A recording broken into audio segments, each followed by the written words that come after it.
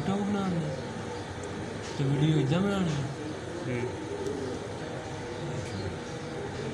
ਹੁਣ ਇੰਨਾ ਸ਼ਾਵਰ ਦਾ ਜੋੜ ਖੋਲ੍ਹਣਾ ਪੈਣਾ।